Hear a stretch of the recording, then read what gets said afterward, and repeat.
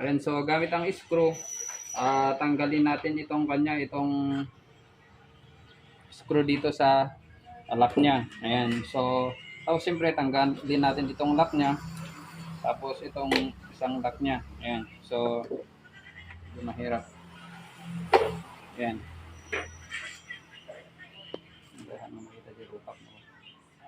Ayan, tanggalin natin to.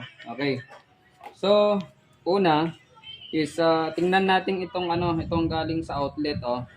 So, pag makita nyo, meron yung wire na hindi dumiretso sa sa may motor. Okay.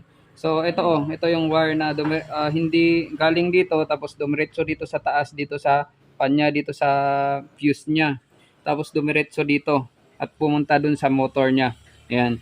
Tapos itong color white ay dito naman, ito yung dumiretso sa motor niya. Okay, so ang gagawin natin dito, guys, is putulin natin ito. Tingnan nyo kung ano ang wire na hindi dumiretso doon sa motor niya. Yan ang puputulin ninyo. Okay, so gamit ang sharp na gamit, kutsilyo or ganito.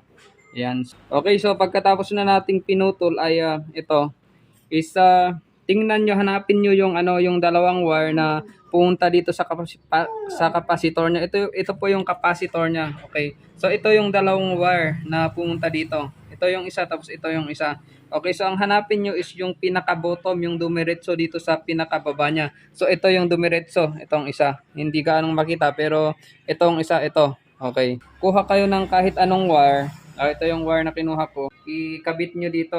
Ayan o. Ito.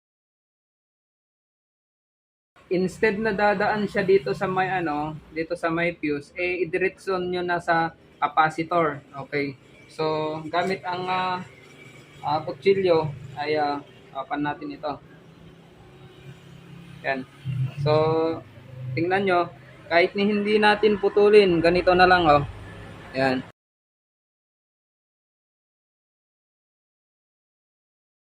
So, i-try lang natin ito kung gagana. Okay. So, i-try natin. Okay. So, siyempre, ibalik natin itong ganito niya para tingnan natin kung number 3 natin. Okay. Para makita kung gagana ba o hindi. Okay. So, isaksak natin itong kanya. Ito. Okay. Okay, no? So, makikita nyo, gagana na siya. Okay. So, siyempre, pagkatapos natin ito, coveran natin ito ng, ng mga wire, mga open wire, ng electrical tape para hindi siya maging open wire para iwas sa disgrasya. Okay. Tapos, tsaka natin ibalik ang mga ganito niya. At ayun, pwede na ulit na magamit. Okay, so pwede nyo gawin dyan sa bahay ninyo. Kahit walang tester, pwede ito. I-try nyo lang kung pwede. Okay, so thanks so much.